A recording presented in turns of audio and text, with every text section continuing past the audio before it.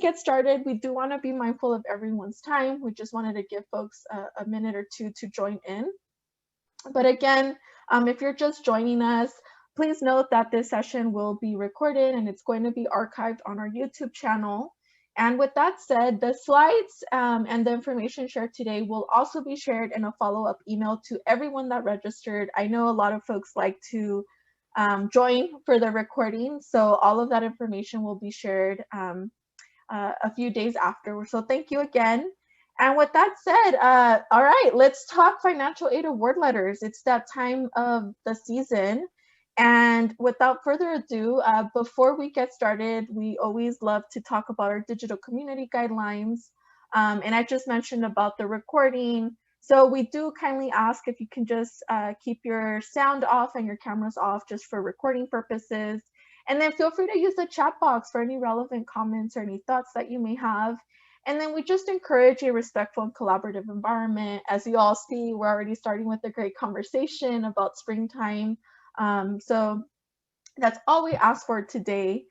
And with that said, I am very excited to actually have my partner today, my co-pilot, pretty much introduce himself. So I'm going to turn it over to you, Victor, and tell us a little bit about you and anything else that you want to share. Thank you, Denise. Yes, so my name is Victor. I am with the KIPP Through College program out here in KIPP, SoCal. So maybe you've heard about KIPP depending on the region that you're in, but we're pretty popular all over the states. Specifically, I've had the opportunity to work with all grade levels, 10th grade, 11th grade, 12th grade. I've worked with 12th grade twice. So it's a very exciting time right now, especially as my seniors are hearing back from schools, and we're actually starting to have these financial aid packages come in, and we're reviewing them and making a decision if this is a smart and affordable school to attend. So yeah. Thank you, Victor. And before I turn it back to Victor, you're probably wondering, who is this person talking to me right now? Or if you know me, it's because you probably joined us for some of our other sessions. So thank you again if you're coming back. My name is Denise Olved. I am the Senior Manager of Programs with the TGR Foundation. And I definitely work with all of our college access outreach programs, as well as our Irwood Scholar program. So we're just very excited to get started and really talking about financial fit, and really getting those conversations started with not just students, but I would say families and students and educators. So with that said, Victor, feel free to kick us off. All right. So let's talk a little bit about why financial fit matters. So as some students are hearing back from schools, it's important to start having a conversation with your family just to understand how much money you're going to be getting back from schools. Is it financially feasible for your family to afford that school? And in addition, are they talk to your family? How much are they willing to invest in your education? Do you need to invest in yourself? Do you need to take out loans? Do you understand what a loan is? What's your breaking point on taking out a loan? How much are you okay with taking out? Or what's your stopping point? Like, this is too much, I'm not gonna take that out. How much debt you are thinking about getting yourself into, because you do have to pay that money back. So definitely having those family conversations early will definitely put you at a good spot. Also important to understand every school's graduation rate. Understand when students attending the school, what's your graduation rate? Are students getting in and out in 4 years and 6 years or less? So that's something to consider because it's your money that you're paying for and you want to make the most out of it. And for students who are just hopping into their college wish list and trying to understand where they want to go to school, it's important to start, doing research. We all have our dream schools that we want to go to. We should also consider just financially friendly schools, whether it be community college, a local state school, understanding even that some public out-of-state schools might charge you out-of-state tuition, and what that means. Can you afford that? What's your plan for applying to those schools? So definitely consider using that, maybe even using the FAFSA forecaster for those who are just about to hop on their college search, understanding how much it might be expected from your family to contribute to your tuition, how much financial aid might you qualify. So these are important things to get on early, really talk to your family. I feel like college decisions, it is a family matter. So definitely consult your family and see what the plan might be. So. All right. Couple differences between some of the financial aids you might see. First one, you might have heard it. You might be already familiar. Some students might have already done this, and it's behind us. This is the FAFSA. Students apply to the FAFSA pretty much last semester and the beginning of this semester if you wanted to attend college or four-year college this fall semester. FAFSA, it's basically money that you are trying to apply for, and that comes from the federal government. So they determine based on your family's income how much you might get or how much it might be expected for your family to contribute to that college. So the FAFSA is where you're going to get that Pell Grant. Pell Grant can range how much you might get. Could be about $6,000, could be a little less, just depending on how much your parents make. We do look at 2 years prior. So whatever class you're in, if you're a class of 2021, you're going to go back 2 years and use those taxes. So if you were class of 2021, it would be the 2019 taxes. So always think back 2 years. So that's the FAFSA.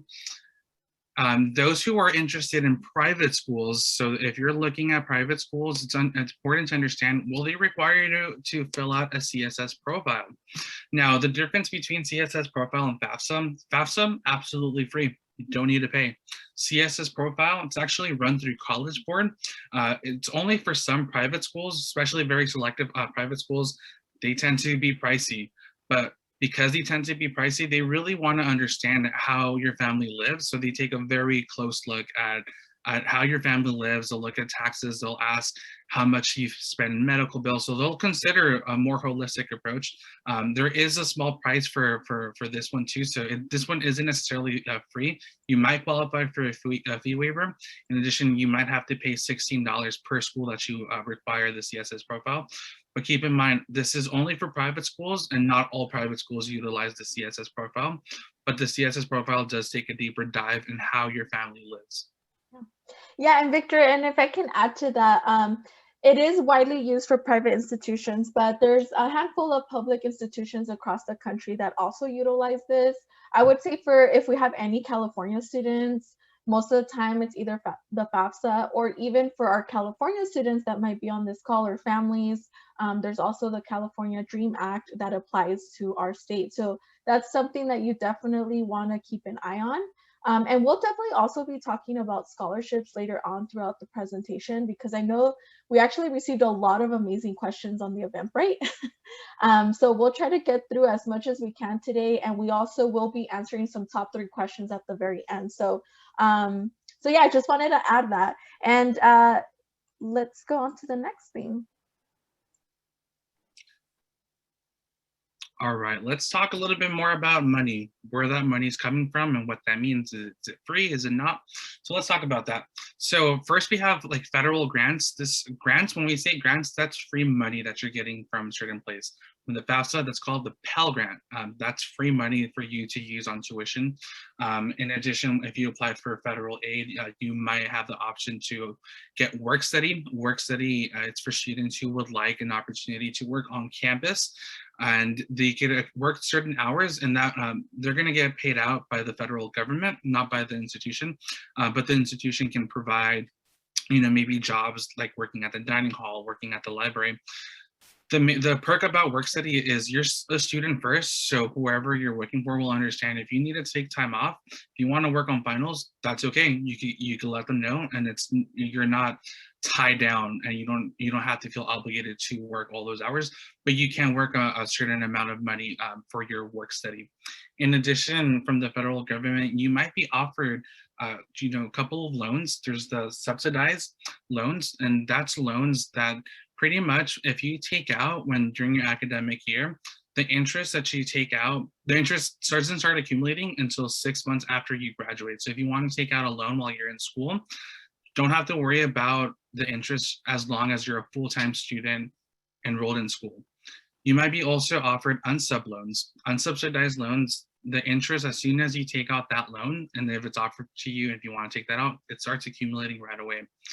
You might also see in financial aid packages something called a Parent Plus loan.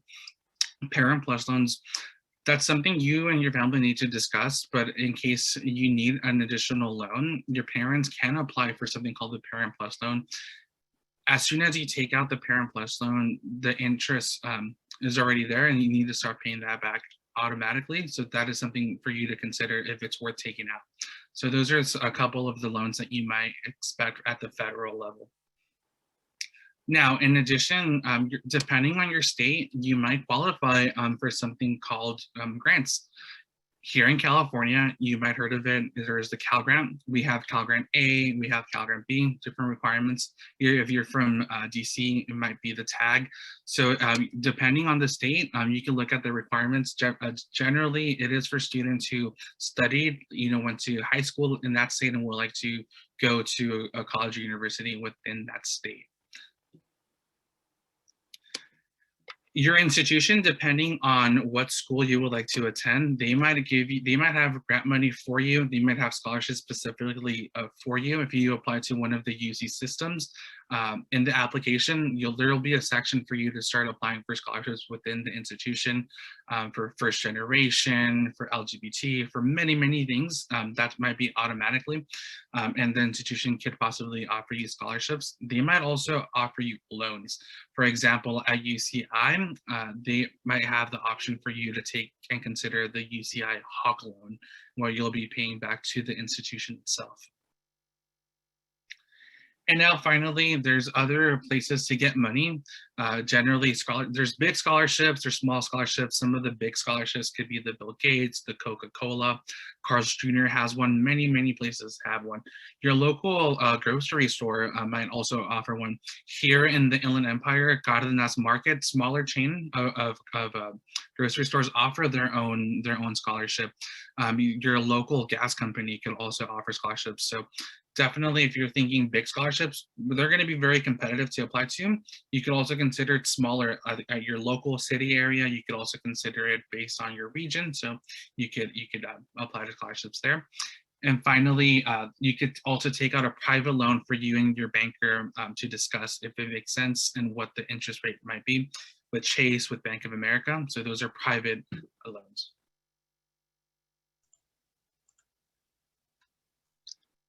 As you're hearing back from schools, it's important to understand what is fixed, what's the amount that you have to come up with to go to that school and simply just attend that school, and what's unfixed.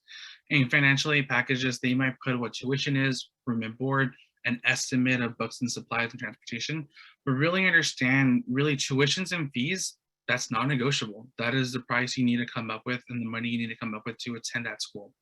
Room and board, somewhat fixed.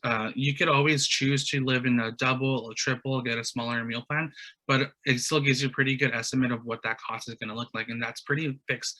That's the money you need to come up with just to attend that school. Things that might not be considered in your financial aid package, or it might be estimated in, are books and supplies. You could always rent books. You could always maybe borrow them. You could buy them used. Transportation might look different depending if you live on campus or living at home and willing to commute or taking a train. And then depending on how you live, that's negotiable. It's a little harder to calculate, but we will really focus on what is fixed and what you need to come up with right away to attend that institution. And the rest, it's pretty flexible, and you could talk with an advisor of what you're willing to adjust. All right. You might be wondering what an award letter might look like. Here's kind of an example of one. Your award letter might include how much you might be, what's your estimated family contribution determined from your FAFSA. It might already include what the tuition and fees is, non-negotiable.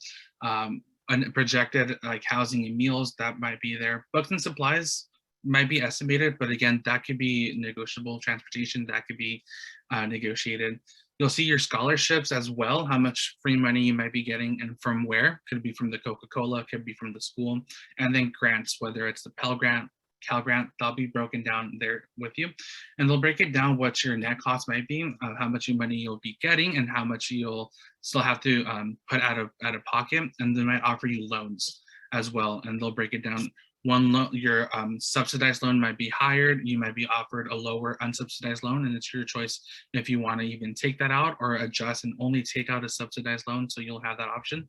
And if you applied for work study, you might be offered how much work study you could work up to, and how many hours per week you can work for.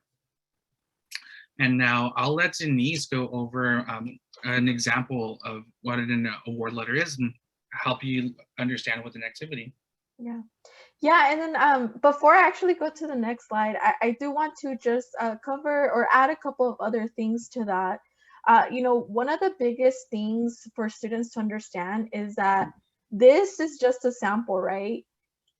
Every financial aid award letter, depending on the colleges and universities that you apply to, may look different. So this looks like a standard award letter from like a UC or a Cal State if you come from the California schools. But for the most part, a lot of institutions do not have a financial aid award letter streamlined. So the breakdown is not going to look exactly the same.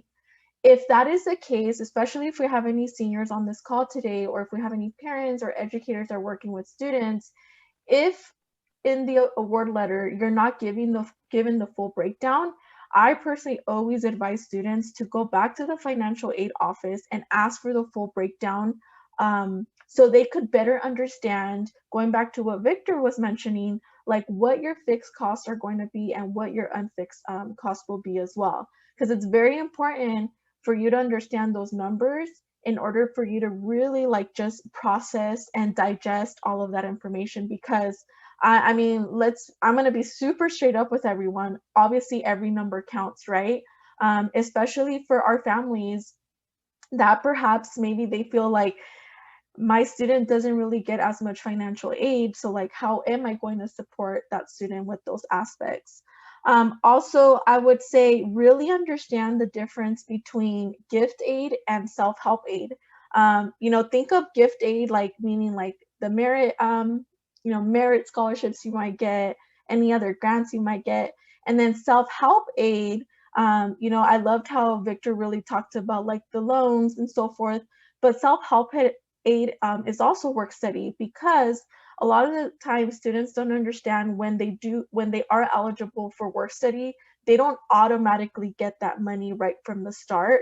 So it's also like kind of budgeting in the beginning on how you might have to cover some of those costs initially before your work study kicks in. And also students will have to play a very active role in securing work study for themselves. So just a couple things to think about. And I'll definitely want to hop onto this piece. So this is some curriculum that we did a few years ago through our TGR EDU Explore website. And it seems this is an activity that we love to do with families. Obviously, I understand that we're in the middle of a pandemic, but in the past, we would actually really meet with families in person, and we would have English and Spanish sessions with them to really help them understand, one, what a financial aid award letter looks like, and then two, how to, even if it's, just simple of crunching of numbers, what it could mean and having to compare financial aid award letters. I mean, I'll give myself as an example. And for those of you that have been in other sessions, you probably already know this about my background, but I grew up in a very traditional Mexican household. My parents didn't really talk about finances. It was always very awkward. I remember when I had to fill out my FAFSA, my free application for federal student aid application, and I asked for tax returns. And the first thing that comes up, my dad was like, why do you need that information? Like, why do you need those numbers? Like, I just don't understand it. And we're going to talk a little bit more also later on how students can maybe start those conversations with their families. And we hope that today, could maybe just like plant the seed, especially for those that might be sophomores or even juniors, on how you can start having those conversations with your families, or perhaps how you can include one of your mentors or advisors or educators into that family conversation. All right, so enough talking on that end. So let's get to the nitty-gritty. So here you'll actually see two different financial aid award letters.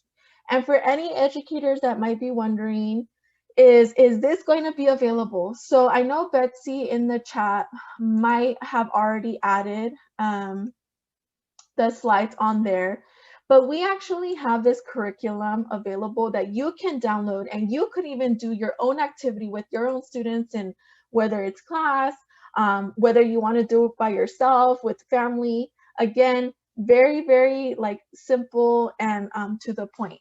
So you'll see for University C, how it's broken down, and College A, it looks similar, but it's also broken down a little differently. So here you have Alex. Alex got into into College A and University C, and now he's kind of stuck into like, okay, what do I decide? What does this even mean? Well, again, we would love to give you all like a minute or so to download the activity that Betsy just put in the chat. If you're unable to, it's okay. You can always follow up, but I want to make sure that we definitely test a little bit of your knowledge. And it's okay. It's not a competition. We just really want to make it friendly and ensure that you're really understanding what the numbers mean, what you're looking at, what the line items are. And going back to what I mentioned, you'll see how the gift aid is separated, the self-help aid is separated as well. You'll also see the Alex's family's expected family contribution. And for University C, you'll see how this particular college actually even includes the student union dues. And not every college will actually do something like this. So again, for our seniors that are on this call and you feel like, well, the college I got accepted to didn't really break it down this way, you could always pick up the phone or even type up an email and reach out to those financial aid offices. Okay, so hopefully with all of that talking, you all had a moment to download the activity, and you will be looking, I believe it's pages 8 and 9. Try not to look ahead because then you'll see the answers. And we definitely don't want you to look at the answers just yet. So what you will be doing, you'll actually be comparing both of these financial aid award letters on your own, okay? And here you'll see the quick guide for evaluating the financial aid offers.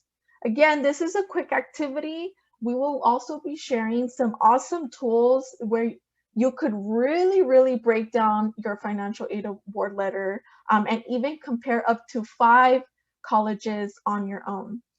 So here you'll see for the quick guide, we want you to look at College A and University C, and we want you to see like how much are they offering in total grants and scholarships, how much are they offering in loans, and how much are they offering in work study, if anything. So what we're gonna do right now, let's take a pause, and we're gonna give you all about 3 minutes. Hopefully that's enough time. If you don't finish, it's totally fine. You could totally finish this activity even after this session is over. But we're going to give you all about 3 minutes, and I'm going to start a timer. You will not give us your answers just yet. We're actually going to do a fun little Kahoot afterwards to see what your answers are. And again, the goal is not to be exactly right. It's just for you to get more familiar with financial aid award letters and seeing like, okay, what line item is this? What numbers are these? So let's get started. And hopefully y'all can hear my sound because I have some pretty good vibes going on here. Hopefully it's not too loud, so you might want to adjust the volume. Here it goes. 3 minutes. Take a look at the quick guide. Grab a pen or pencil, and we'll circle back.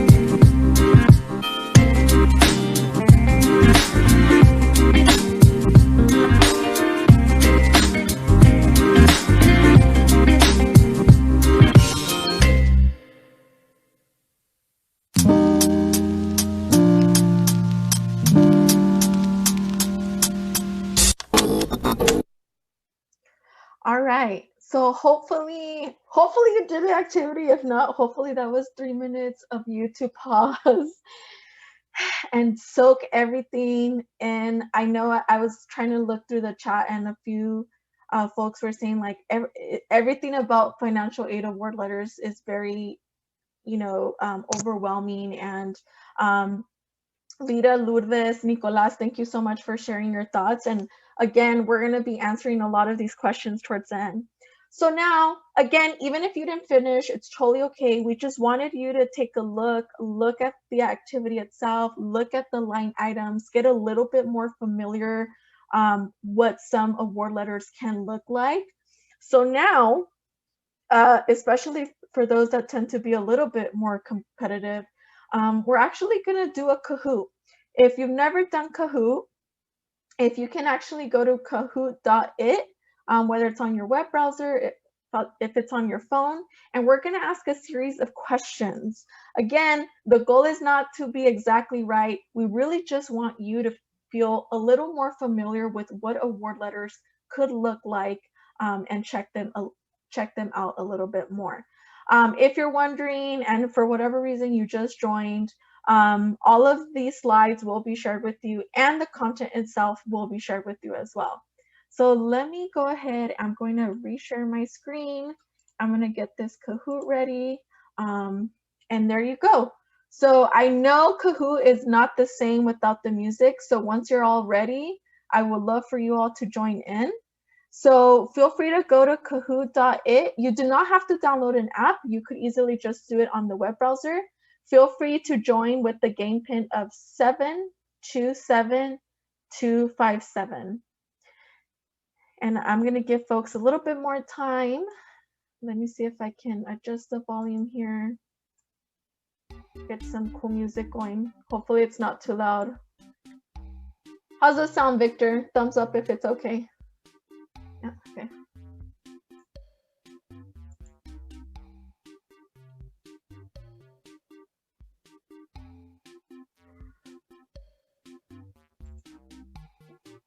All right, letting folks take their time, join in.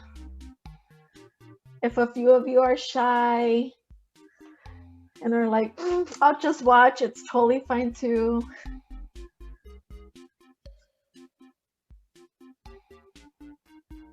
I love the names, by the way. I love how they can like get pre-populated, like a groovy turtle. Like who would have thought about that, you know? Victor, what would your name be if you had to pick your name? Something with like a golden retriever, like Spunky Retriever. Okay, awesome. All right, Spunky Retriever, let's get this Kahoot started. All right, y'all, so I'm gonna go ahead and start this. Hopefully y'all had a moment to join. If you haven't, it's okay, just follow along, play along. You could even put your answers in the chat, okay?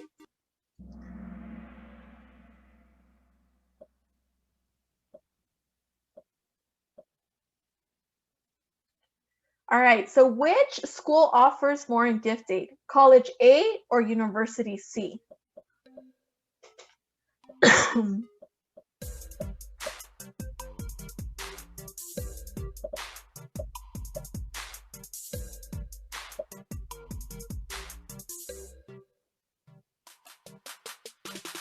And for our YouTube watchers, if you're watching, just follow along.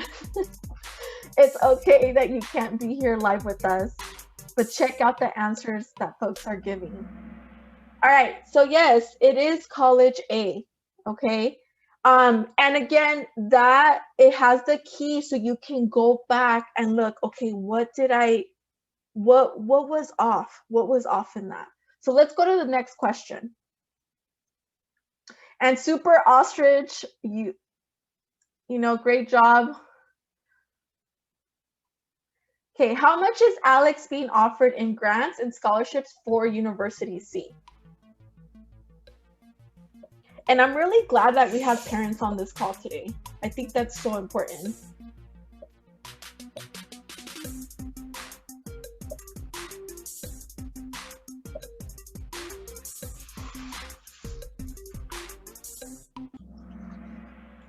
All right. Yes, so it's 12,000. Okay, it's 12,000.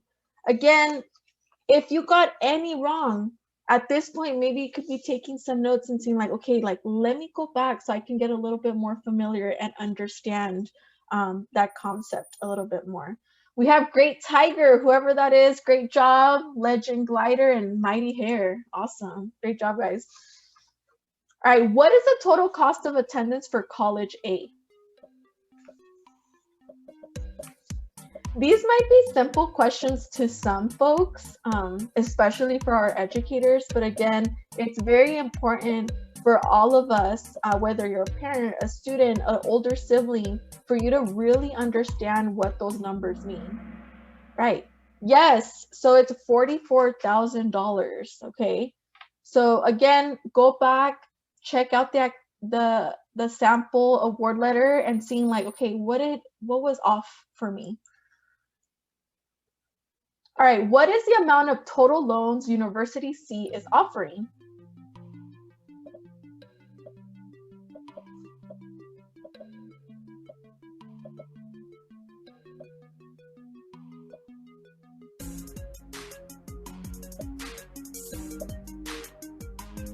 Let's see.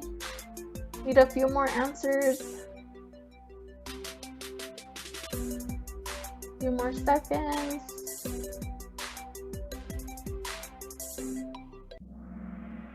So it's 11,000, okay?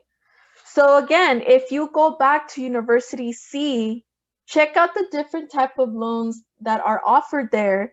They, in this specific award letter, they break it down by semester and then they give you the total. So what you would have had to do is make sure that you're adding the total there. So again, a little bit of math there, but that's okay.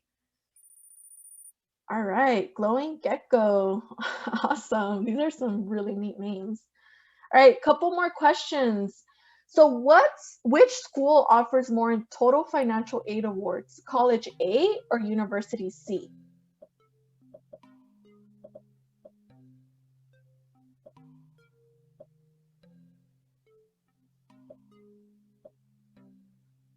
Let's see, let's get those answers in.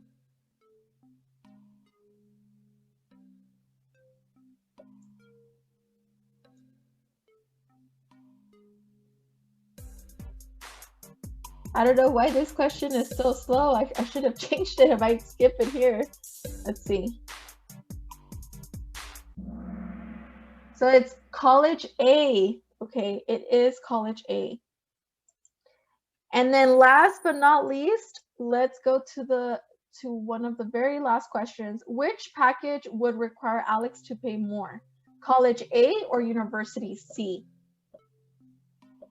So let's bring in those answers.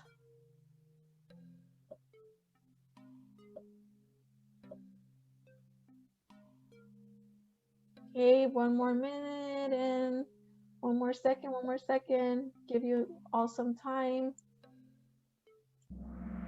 All right, so University C, okay? University C would be the one. Let's see. Okay, Glowing Gecko is on fire, obviously. All right, which school offers Alex a more favorable financial aid package? So is this College A or University C?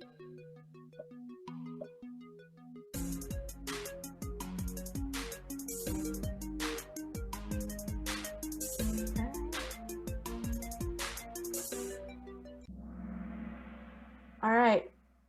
So it's College A, okay? It's College A on that. So I hope that this activity really helped you, again, get familiar with the information, which is very important for us to understand. So let's see, hopefully y'all can see my screen. Victor, thumbs up, you can see my screen? Okay. And let me stop sharing that sound.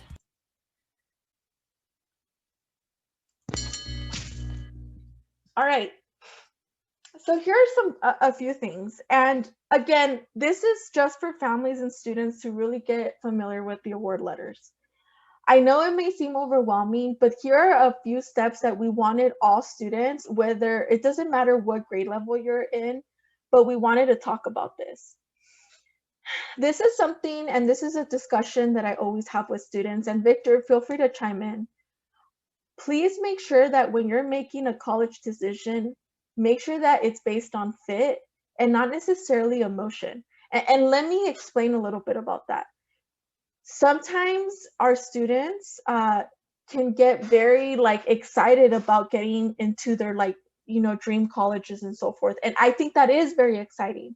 But I also think that there has to be a level of, okay, aside from it being a good college fit, I love the campus, I love this, I love that. Is it also a good financial fit for me and my family circumstances? Victor, I would love for you to maybe like talk a little bit more about this piece and how students should really think about when it comes to financial fit. Absolutely, yes. I mean, everyone has their dream school, and maybe you got in, and that's great. Let's take a moment to celebrate. You earned that. But at the end of the day, that school might not be giving you what you need financially to make it work. And at the end of the day, you know, your dream isn't to be in debt. While that might have been your dream school, your dream isn't to be in debt.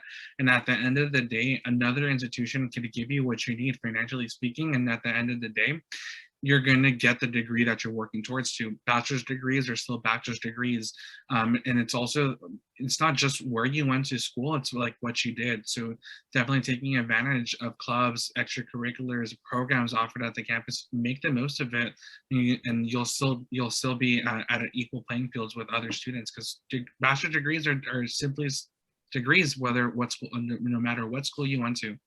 And at the end of the day, your dream isn't to be in debt. While you might have gotten into your dream school, that's still not the goal. So, Yeah. And we got a lot of these questions about like, okay, like what are some action items that students can be doing or, you know, taking ownership of as they're getting their financial aid award letters? And Victor, feel free to add anything at any point if you feel like I'm missing anything, but definitely, you know, going back to square one, having conversation with families is very crucial and important to a student's experience in college, whether they go to community college, whether they go to a four-year university, whatever their choice is. I think it's important. Now, I know that's kind of like the unicorn and rainbows type of answer, like, well, yeah, you're saying like you'll just talk to my family, it's that easy. um, I know it's not easy. And I've worked with many students where those conversations, again, are really awkward and they're very tough and they don't even know how to go about them. But they look for an advisor or for a mentor in their lives that can maybe help, you know, kind of almost mediate the conversations so their families could understand a little bit better. Perhaps you need a translator to really help them understand what it all means. Um, but again, think about like who is in your support circle, who can you add to your support circle if you need someone to talk to your family. So that's just something that I want to like put out there. um, Also, review your financial aid award letters with a mentor or advisor. So I know for our particular program, we actually have our students do one-on-one meetings with us. And we also ask them to actually bring at least one family member into the conversation, whoever that might be. We know that every family looks different, whether you live with a parent, whether you live with a guardian, whether you live with an older sibling, whatever the case might be, we always like to include someone into the conversation, even if they're not exactly 100% sure how to feel about it, they could at least listen in. Um, and then for our educators on this call, if you're looking for tools, we'll be sharing some of those tools on how you can help your student compare their financial aid award letters as well. I would say this is very important. If something does not look right or something looks off in your financial aid award letter, you just don't agree with it, or perhaps like you feel like just something is missing, or even your mentor or advisor has looked it over, Maybe they didn't give you a breakdown. I know someone mentioned in the chat, like, all of the financial aid award letters look so different and it's overwhelming. Reach back out to the financial aid office and see how they can also help you. Because just as an FYI, there are so many financial aid offices and their staff that are willing to have a one-on-one conversation with you to actually break it down, because at the end of the day, they want you to go to their college. So of course they're going to want to talk numbers and have that conversation with you. Also, make sure that you're not missing any documents whatsoever. I feel like this happens a lot. Victor, I see you like nodding your head. You're probably like, yes, it happens a lot. Where some students are like, well, I got my acceptance letter to my college, but I haven't received my financial aid award letter from my college. A lot of the times, the reason why some students might not necessarily get those financial aid packages is because they might have missing documents that they have yet to upload. If this is the case, please follow up with the financial aid office and see, okay, what am I missing? Is there anything else that I need to provide? There is something called the verification process. So maybe you did fill out your FAFSA. Maybe you also did the CSO's profile, whether it's for public or private, but maybe there's documents that they asked for and you just missed it. I know that nowadays we're getting like hundreds, if not thousands of emails from spam or, just different organizations and institutions, and it's hard to keep up. So make sure you're actually looking through your emails. I know this one is probably also easier said than done, but I think it's also very important for families to have a conversation about budget and financial planning. I will also share some awesome resources that you can take a look at. And for our students, to be honest with you, I wish this was actually a high school course in all of our high schools across the country, because I feel like budgeting and financial planning is something that we should all like have as part of our conversations as young folks. I mean, I remember even for myself, it was just so tough. Like, what does this all mean? Like, like I got this grant and like somehow I got a check and I don't know what to do with it now. So like, there's all types of ways for us to have these conversations. If you don't know where to get started, I would say first things first, one of the apps that I personally like to use for myself, and I know there's a lot of student-friendly apps that students use, is like Mint. Mint is an app that you can easily download on your phone, and there's actually budget sheets that you can use that. There's also another PDF that I actually came across not too long ago. It might be older content, but I really like the breakdown of the budget plan. And it was through America's Promise. And again, all of the resources that we're verbally mentioning, we will definitely share in an email with you all. They put a PDF of documents together, and it's called Dollars for College. And they nicely put a budget that students and families could actually like fill out as they, as they look towards what their college expenses might be. Lastly, continue your scholarship search. I think this is very important. And I think this is something that a lot of high school students think that, okay, well, high school's over, so that means my scholarship search is over too. That's not the case. That's actually something that you continue on while you're in undergrad. Even for students that might be graduate students too, there are scholarships out there. I will say that it does, take some work, and it is a bit tedious to search for them and so forth, but it is possible. And I know we're going over a lot of information, but Victor, is there anything else you would like to add? No, you covered it. But definitely have those conversations with your families. Maybe they can't contribute to tuition, but they can help you maybe purchase a car, and that could be the difference between you going to here, like in Southern California, Cal State LA or Cal Poly Pomona with that car. Maybe they could help you with your textbooks. Have those genuine conversations with your parents early. All right, so again, so we have a lot of this curriculum on our TGR EDU Explore website, and it's actually specifically under our family resources. So for our educators on the call, if this is an activity that you wish to really expand on more with your students, this is something you can definitely do. Students, if you weren't able to look at the key and what the actual right answers were, feel free to go back onto our website and you can check it out there and you can look at all of the answers that were correct and accurate. But Victor, I'm going to turn it over to you and talk so you can talk a little bit more about this piece. Yeah, for all our Kipsters in this call, please go ahead and check out this link. Go to the 12th grade sections and there'll be financial resources for you. You can check out our calculator that counselors use to discuss and break it down with students. It has it step by step, so feel free to put in your award letter information in that or schedule an advising meeting with a counselor and we could talk more about that.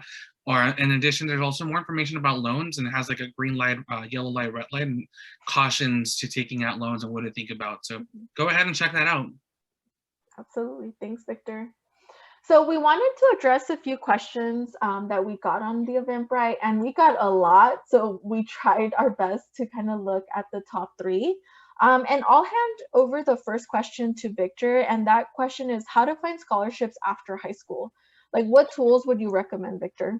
Absolutely. Depending on the institution that you go to, they might also have like their own page of scholarships coming in, so you could always check with them. Something that I like to do, I just put it in the link. It's with JLV College Counseling.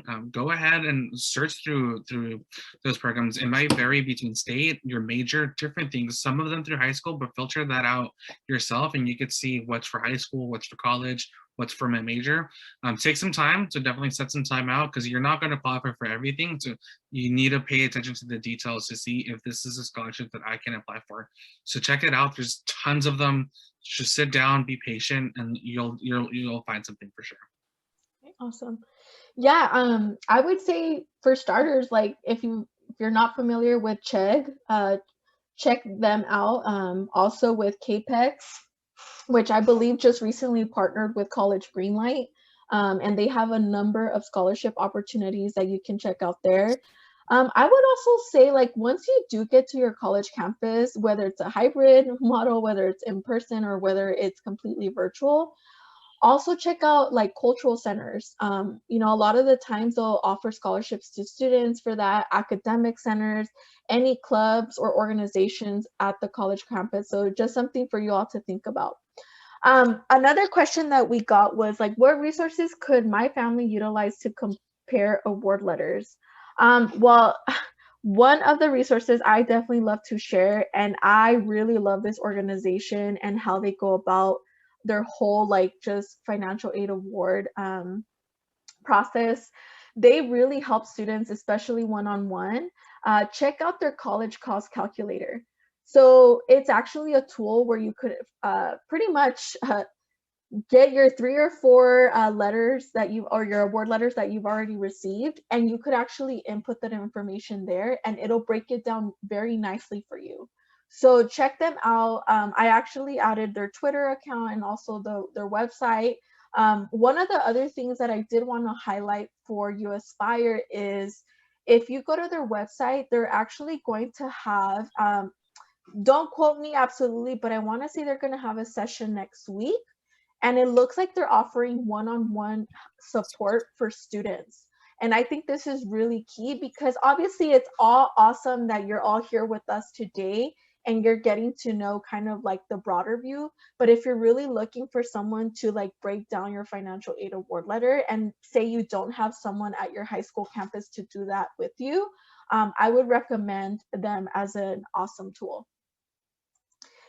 Also, the other question was, what can I do if my family's financial circumstances have changed based on the documents originally submitted? Okay, this is another great question. I would say that I wouldn't be stating the obvious, or we wouldn't be stating the obvious if, you know, it's the pandemic. Like we're in the middle of a pandemic. So many financial circumstances have changed for so many families. And the number one thing that students need to do is go and talk to the financial aid offices if this applies to you. If there has been a recent job loss within your family dynamic, maybe, you know, high medical bills that have really prevented your family from focusing on other, financial circumstances. So anything extenuating in that sense, I would say go back to those financial aid offices and see if you can appeal the process. Now, you're like, well, Denise, that sounds great, but how do I even go about appealing the process? So I actually wanted to show you guys Swift Student.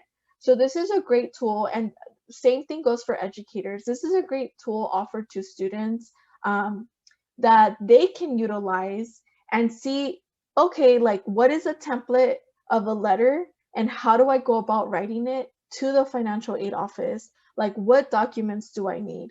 And it really helps them. And this is a free website. Personally, I think one of the biggest things that happens with students is that sometimes, they're not too sure how to go about advocating for themselves, but this is a great tool for students to have a good understanding on how to go about that. So hopefully this is a good start. You're probably thinking like, oh my gosh, there is so much information. Let's breathe in deeply, let it all out, and let's release, okay?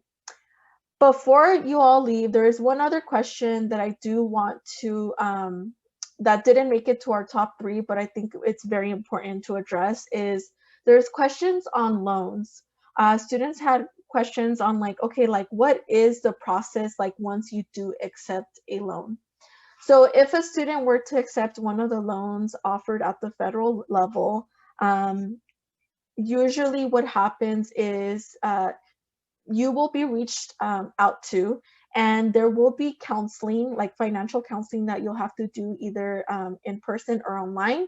But I could only expect that nowadays a lot of it's going to be online with a financial counselor, where you get to learn more about your rights and the responsibilities if you were to borrow any money from that loan. A lot of the time, students also have to sign a promissory note. So just so you kind of have an idea that it's not just a matter of like, oh, click and there it goes. They do try to provide some knowledge behind what that loan means and what are some steps that are going to happen after you take on that loan.